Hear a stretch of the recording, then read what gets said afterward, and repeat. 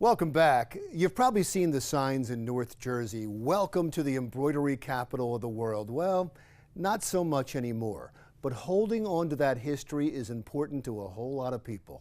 Our Kimberly Kravitz explains. Welcome to the embroidery capital of the world. Well, at least at one point in time. These streets were home to the industry that has just about disappeared over the last 20 years. But we managed to find some special people who work to preserve these threads of history. It was just something that was so much a part of the, the fabric and the rhythm and the hum of life. When you hear the machines, I guess, up at Deerbrook, you'll see they have this wonderful that I think everybody in this neighborhood would recognize and really remember with great fondness. Embroidery capital no more. Each day, thousands of people drive under this famous sign on Route 495. But the once booming embroidery industry is unfortunately becoming more of a memory.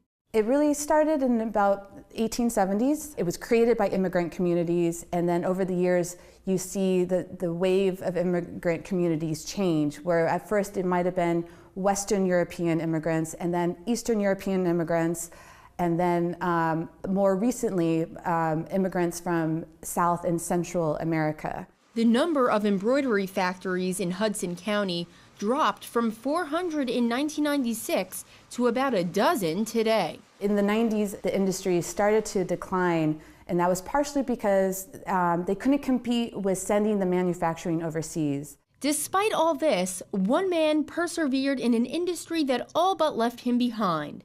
Ed Parsegian owns this embroidery shop in Gutenberg, and his business is still going after all these years. So how long exactly have you been in the industry? 75 years. You've been doing this since you're 15? Yes. It was some very lucrative years, But now, this business is not like that. We're just about get by week by week. Ed's shop, Deerbrook Fabrics, has been around since the very beginning. In fact, his is one of the few shops that remains open. But in order to do so, Ed has had to adapt to the new technology in his industry, which comes with a hefty price tag. We hear about this new machine that's in Switzerland, and I went over to look at it over there, and I was impressed. Looked it over, and I decided, we're going to get. How much did it cost you? $750,000 at that time. That's the busiest machine we have. It's running all the time practically. And unfortunately for many, people were replaced by new technology and computerized machinery. There were a lot of jobs lost. I think the industry at its in the 90s had about 4,400 people. It really diminished.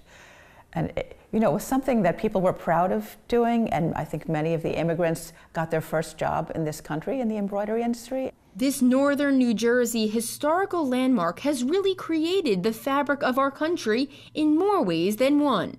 The factories were still producing so many things that would resonate so much with American culture, like the stars, embroidered stars for American flags, patches for the military, for police, for fire, for Boy Scouts and Girl Scouts. There were just so many wonderful things that they were making, and the stories were fascinating. This $300 million industry was booming here in northern New Jersey, with a big part of its success due to its proximity to its neighbor, New York City.